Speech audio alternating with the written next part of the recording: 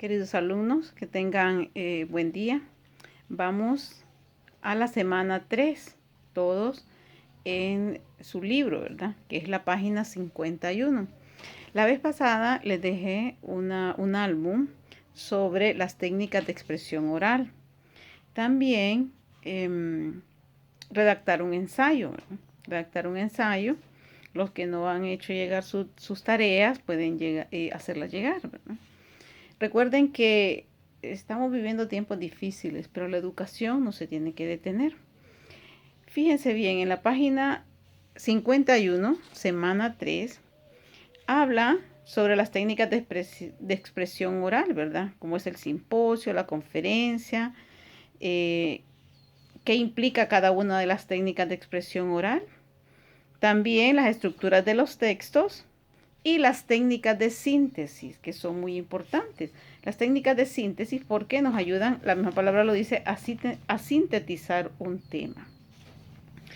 Dentro de las técnicas de expresión, nosotros ya conocemos muchas, ¿verdad? El debate, la técnica Phillips 66, tenemos también el simposio, ¿verdad? Que el simposio es una reunión o conferencia de carácter científico.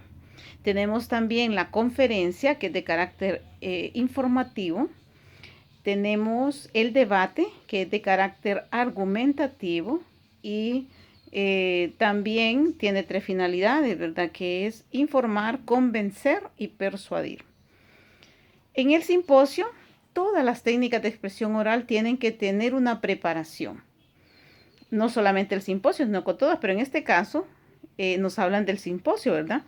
¿Qué es lo primero que tenemos que hacer para poder hacer uso de una de las técnicas de expresión oral? Primero, tener un tema. Es muy importante que elijamos un tema de actualidad o un tema de acuerdo a lo que queremos transmitir, al mensaje que queremos dar al auditorio. Sea un auditor. Recuerden que hay que tomar muchos factores en cuenta en el momento de elegir un tema. ¿Qué factores? La edad, el sexo, la posición, el grado escolar, ¿verdad? Hasta qué grado van, la edad, ¿verdad? Es importantísima, porque de acuerdo a la edad, la situación geográfica también, usted puede analizar qué tema puede ser de mucho interés en esa edad o en esa etapa en la que se encuentra el auditorio que le corresponde dar esta técnica de expresión oral. Entonces, elegir un tema a tratar de importancia. Seleccionar los expositores, que pueden ser de 3 a 6 expositores o especialistas, ¿verdad? En el determinado tema, ¿verdad? Porque si es un tema científico, va a invitar, por ejemplo, si el tema son las enfermedades virales, por ejemplo, entonces va a invitar a un médico de tal, un inmunólogo, etcétera, ¿verdad? Tienen que ser expertos en el tema para que puedan ampliarlo también. También cada expositor enfocar su tema, enfocarlo desde el punto de su profesión, ¿verdad? Porque acuérdense que es prácticamente alimentar un tema. Cada expositor va a alimentar ese tema. También tenemos la conferencia, y como les decía, en todas es importante tomar en cuenta los factores del auditorio.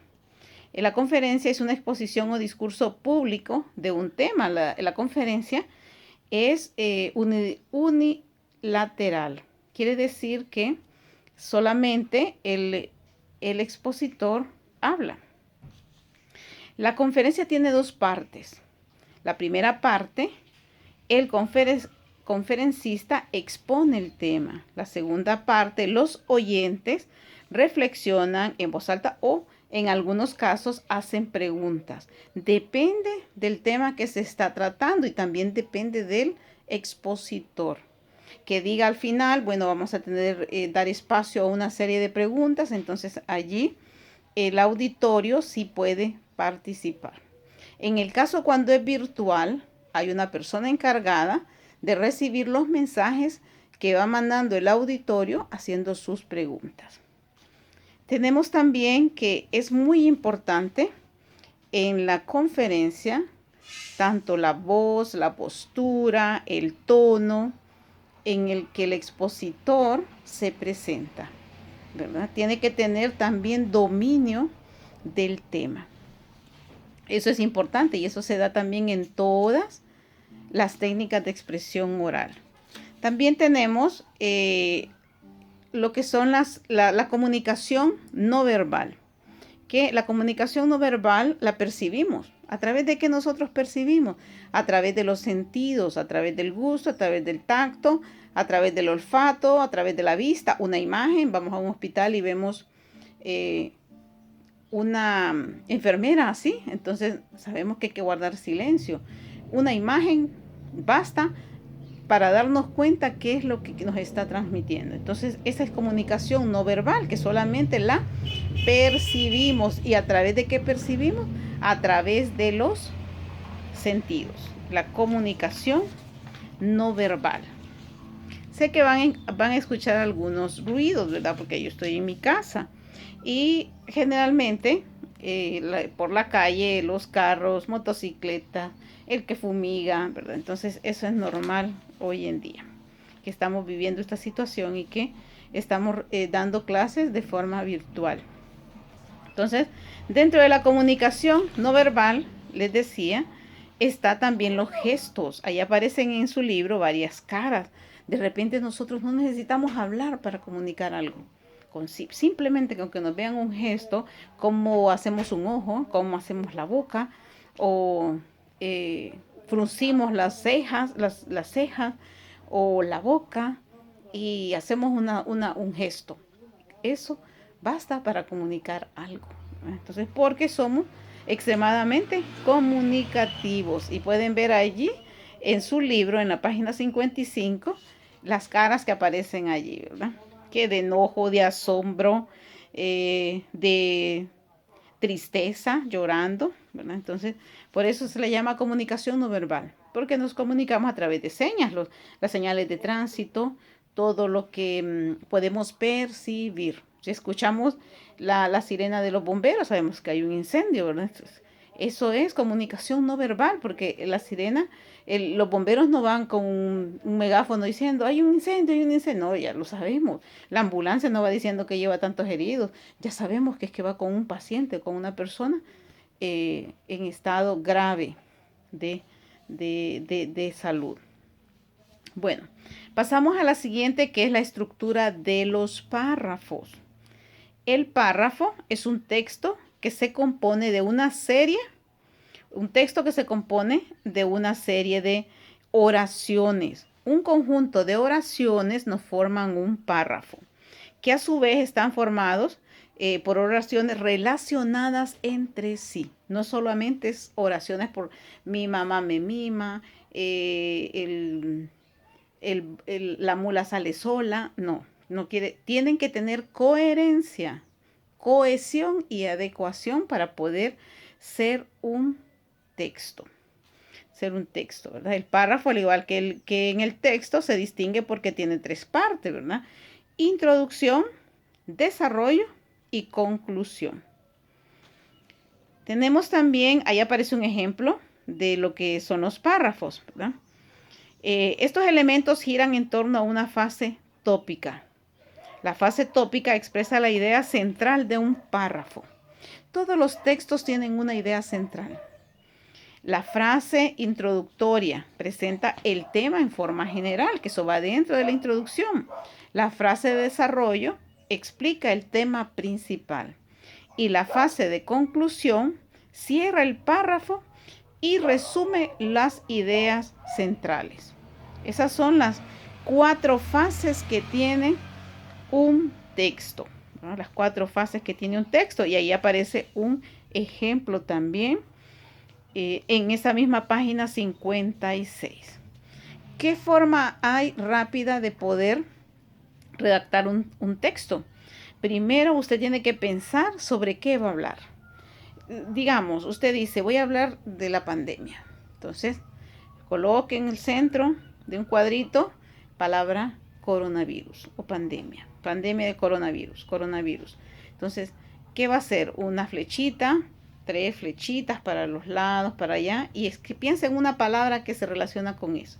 Contagio, protección, bioseguridad, eh, ¿qué más? Oxígeno. Entonces, todas las palabras que se relacionan con ese tema central o con esa palabrita, usted las va colocando a un lado para poder partir y redactar su texto. Ahí aparece un ejemplo en la página 57, dice, ahí habla del SIDA, ¿verdad? Entonces las palabras que se vienen a la mente son contagio, fidelidad, dice información, igual que en el coronavirus, ¿va? Información sobre eso, eh, modo de prevenirlo, ahí aparece la palabra condón, que es una forma de prevención, que también puede ser prevención, ¿verdad? No necesariamente condón, puede ser prevención y dentro de la prevención va incluido el condón. Entonces, una cosa, esa palabrita nos va a llevar a otra. Por ejemplo, si usted en el centro tiene la palabra coronavirus, entonces y en una flechita usted saca la palabra bioseguridad, entonces bioseguridad me encierra protección a través de mascarillas, a través de caretas, a través de anteojos o de lentes, a través de gel. Eso me genera otras palabritas. Entonces así vamos completando un texto, ¿sí? Y es una forma fácil de realizarlo. Es una forma fácil de realizarlo y que usted se va a dar cuenta de que de una palabrita saca otra y saca otra, y entonces así va armando su texto y haciendo uso de los conectores oracionales, de su historia personal. Ahí aparece en las actividades que usted tiene que realizar. También va a hacer ese mismo esquema, ¿verdad? Va a hacer ese mismo esquema. Anotar en el campo semántico que tenga cada relación. A eso le llamamos campo semántico, cuando la palabra central tiene relación con otras. Por ejemplo, si mi palabra principal es universo, ¿qué palabras se me vienen a la mente? Las estrellas, los planetas, las constelaciones, ¿qué más? El sol, la luna, los meteoritos. Entonces, eso es el campo semántico de universo, todas aquellas partes que lo conforman. Entonces, eso es lo que va a hacer usted en esas actividades. Luego viene, habla un poco del discurso también, ¿verdad? Ya habíamos hablado la vez pasada también del discurso. Vienen las actividades, que son las que usted tiene que realizar. Y también viene algo muy importante, que es poder hacer síntesis, las técnicas de síntesis, a través de mapas conceptuales. Tenemos varias clases de mapas conceptuales. Tenemos el mapa de cognitivo, que le llamamos, que puede dibujar un cerebro en medio y escribir el tema, y luego varias raíces, así como figurando ideas, ¿verdad? Varias raíces que son como las ideas que se nos vienen al cerebro. Entonces, iba escribiendo. Si usted elige un tema importante, elige, por ejemplo, la adolescencia, o el tema ya lo tiene ahí, usted lo saca de las clases de sustantivo, por ejemplo, entonces en el centro va a las clases de sustantivo. Tenemos varios mapas, elementos de mapas. Por ejemplo, puede ser un cuadro sinóptico, puede ser un cuadro de llaves, puede ser un mapa conceptual de nubes, una nube grande tiene el tema o se desprende otras nubecitas donde van las otras partes. Puede ser también, que eso le llamamos mapas conceptuales. Ahí aparece un ejemplo de los mapas conceptuales. El mapa del arco iris, ¿verdad? Que aparece un cuadrito, otro cuadrito y los colores. Los colores. En el centro está el tema. En los dos cuadritos donde se unen los colores están los subtemas, y en los colores que forman el arco iris está todo lo que se deriva de esos subtemas, de acuerdo al tema en que usted está trabajando. Ahí aparece un mapa conceptual y también aparece un cuadro sinóptico. También hay un cuadro que se le llama cuadro de aguas malas, que aparece el título, luego aparece una flechita hacia abajo, luego aparece algo rectangular hacia abajo, dos rectangular, que ahí puede poner, por ejemplo, ventajas y desventajas de algo, ¿verdad? Elige un tema, la tecnología, ventajas, desventajas. Y adentro hace unas formas como de corrientes de agua. Entonces a eso se le llama el esquema de aguas malas. También tenemos la telaraña también. La lluvia de ideas, que es usted puede hacerlo también con dibujo una sombría, el tema en el centro como en una nube grande, de ahí como que van cayendo las gotas y cada gota pues es un aporte al tema. Entonces, lluvia de ideas. Y aparece que están recibiendo todas las ideas. Miren, ahí aparece un cuadro sinóptico también. Y luego aparece un ejercicio en la página 71, que ya eso es parte de lo que usted tiene que realizar. ¿Qué van a hacer de tarea? De tarea va a redactar un texto utilizando la técnica de campo semántico, que son las que tiene ahí. Usted piensa en un tema central y saque palabras que tienen que ver con ese tema y hable utilizando esas palabras sobre ese texto, ¿verdad? Que tenga coherencia, ¿verdad? Y que tenga cohesión, siempre siguiendo la estructura de introducción, desarrollo y conclusión. Y me va a hacer también, elijo un tema del que esté en el libro. Puede ser las clases de palabras, puede ser, busque de un libro, puede ser de otro libro, de ciencias naturales, de ciencias sociales, y elija, por ejemplo, la historia de la historia prehispánica, por ejemplo, si es de sociales o de ciencias naturales, las plantas, qué sé yo. Entonces, usted haga un mapa conceptual. Puede ser un cuadro sinóptico, puede ser un cuadro conceptual, puede ser una lluvia de ideas, puede ser un arco iris en forma de arco iris, puede ser también un mapa cognitivo y, o puede ser un cuadro sinóptico, ¿verdad? Como usted, o un cuadro de un esquema de aguas malas. Entonces usted lo realiza, son 2 tareas y usted me las envía al chat con su nombre, rotuladito con su nombre, para así poderlas calificar. Y sigamos adelante. No me puedo extender mucho porque no puedo cargar tanto un video, ¿verdad? Yo espero que me entiendan lo que yo les estoy explicando y realicen sus tareas y me las envíen. Que Dios me los bendiga y sigan adelante.